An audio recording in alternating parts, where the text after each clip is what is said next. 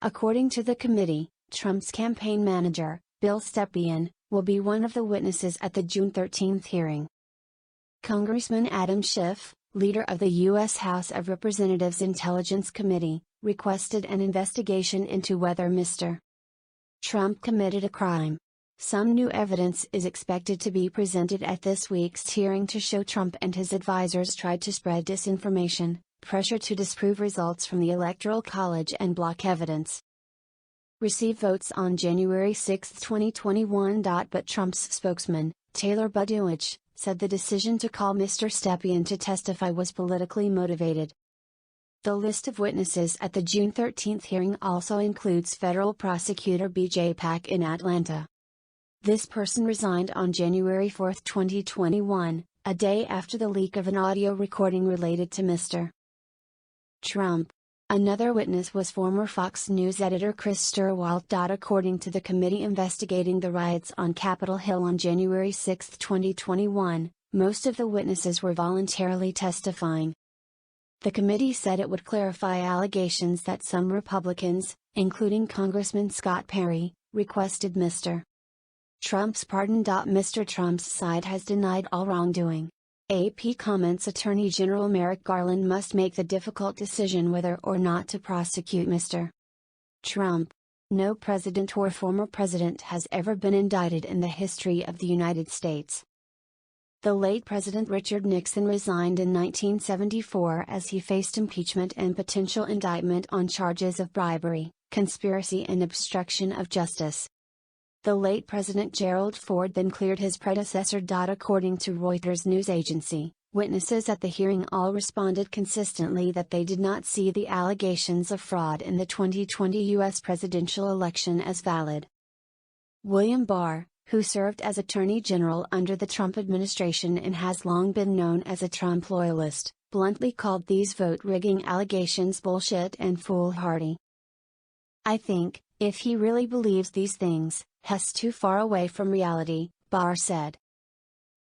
Bill Stepien, Trump's campaign manager, said he advised on election night that Mr. Trump should not make any victory claims but just say that the votes are still being counted. "He thought I was wrong and decided to go the other way," Stepien said. According to Reuters news agency, in 2020, Trump went on television to announce his victory in his re-election bid at the urging of lawyer Rudy Giuliani, the former mayor of New York City. Campaign advisor Jason Miller testified that Mr. Giuliani was not sober at the time. "The mayor is definitely intoxicated, but I don't know how drunk he was when he talked to the president," Miller said. On June 13, the committee investigating the riots on January 6 at the U.S. Capitol held its second public hearing to present its findings after nearly a year of investigation into the incident. Committee members said that Trump's repeated claims of election fraud had caused his supporters to cause riots on the Capitol. Democratic Representative Zoe Lofgren said, President Trump, and his close advisors knew the claims about voter fraud were false, but continued until before the crowd of people support Trump to attack the Capitol. Mr. Trump denied wrongdoing and called the commission's investigation a political witch. The survey shows that many Trump supporters still believe in his baseless claims about the results of the 2020 U.S. presidential election. Some are currently running for positions where they will oversee the election in the future. Mr. Trump has hinted at himself running for president again in 2024 but has not announced any official decision. Truth Social, the sad social media company not even Donald Trump's heart is in, was founded in response to the ex-president's banishment from Twitter after he incited and then doubled down on a violent insurrection. According to the company itself, the network encourages an open, free, and honest global conversation without discriminating on the basis of political ideology, and presumably, if an ex-president wanted to, say, provoke a riot over an election outcome he didn't like, that could be okay. What is apparently not okay?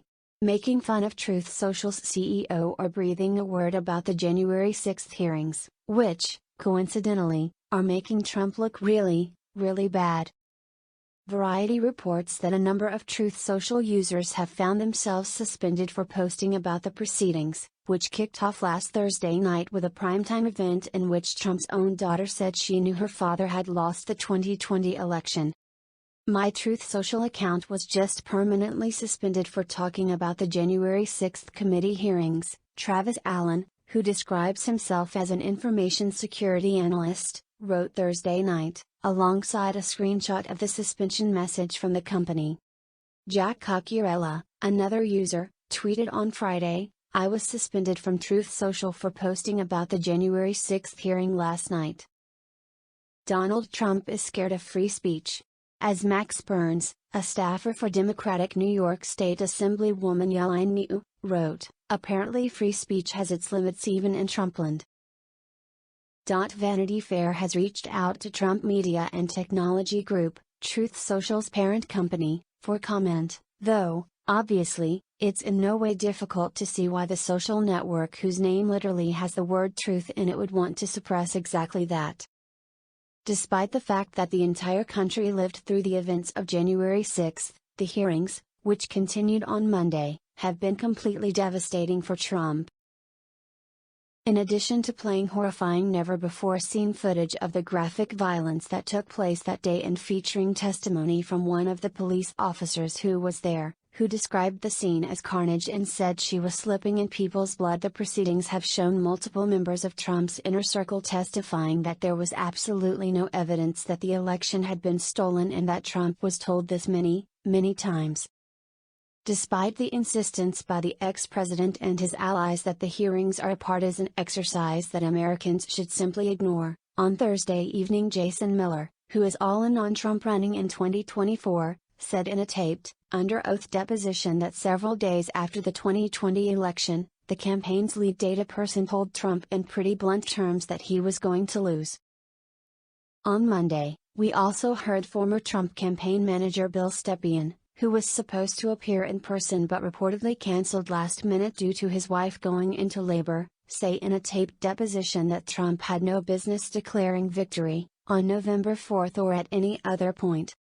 Chris Sturwalt, who worked for Fox News at the time of the election, and called Arizona for Joe Biden, said the same.